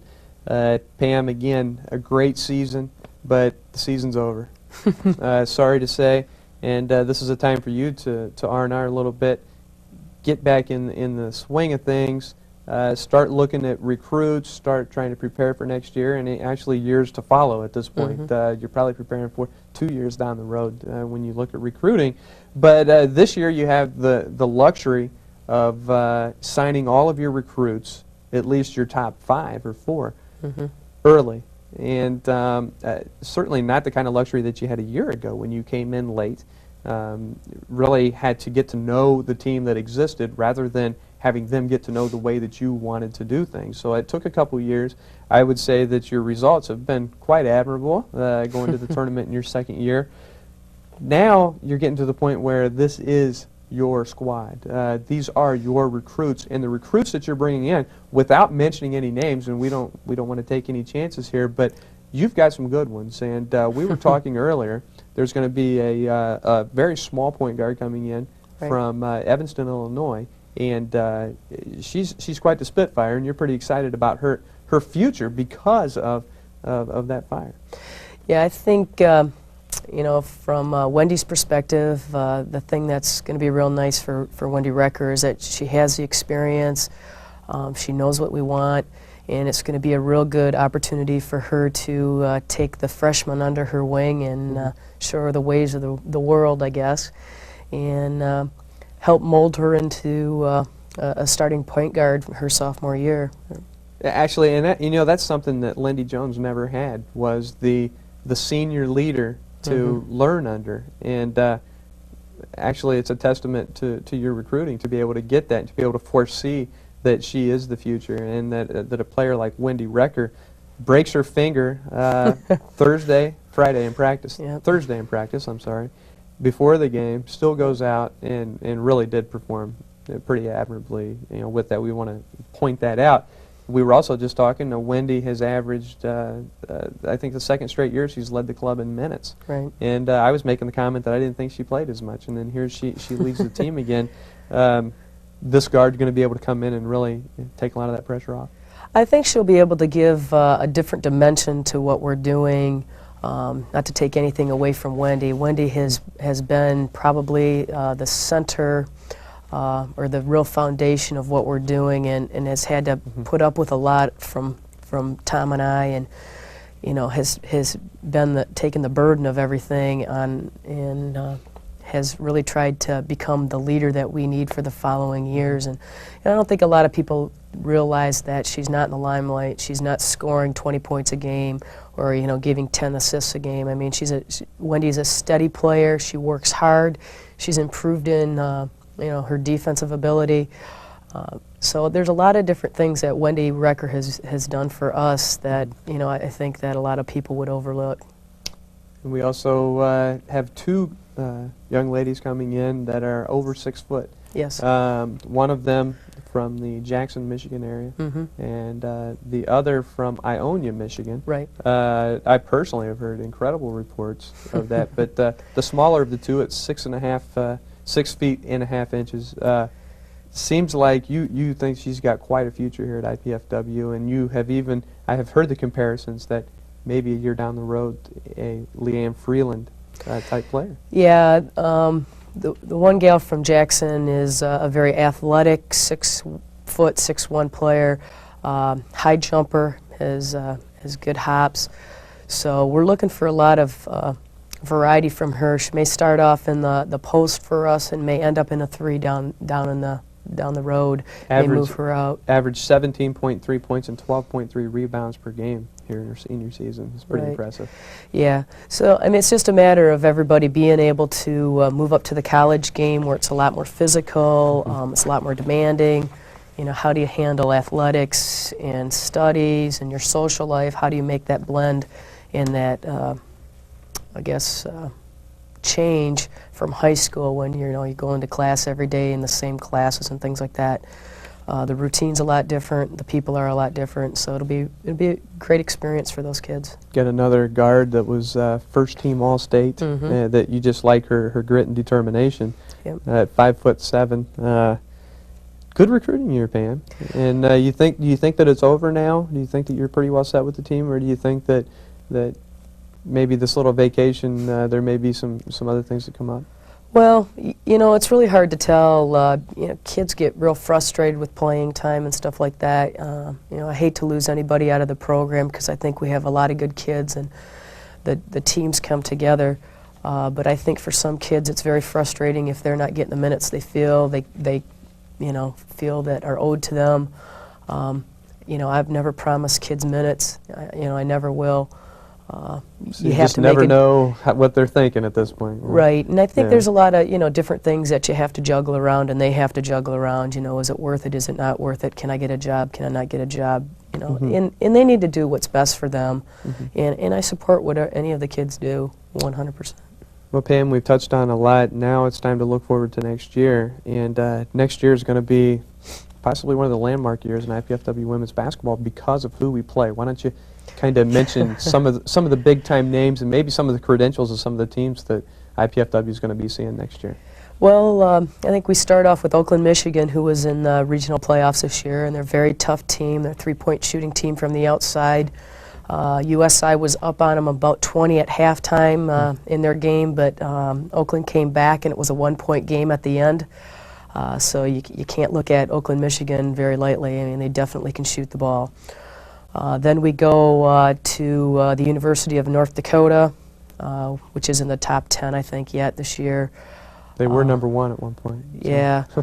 And we also play in North Dakota State's tournament, which is a real good tournament. And then we've got a couple really good teams coming to our tournament next year that I would say are in the top 20, really push the ball. I think everybody in the tournament's, you know, averaging 75 to 80 points a game.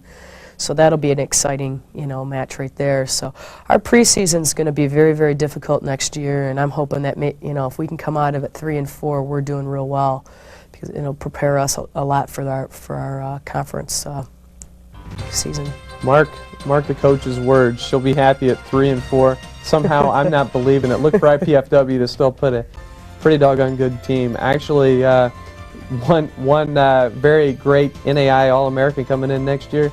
Things are looking pretty good for IPFW, though. We want to congratulate and wish the best to Lindy Jones and Jenny Newhard, the seniors on this year's team, and be reading the newspapers here about Lindy, see if she gets first team All-American. I'm sure she's going to be up there, if not. So want to thank you for watching us this entire year, and invite you back again next year. Things are getting good here at IPFW. For Coach Pam Bowden, I'm Matt DeLong. Thanks for joining us.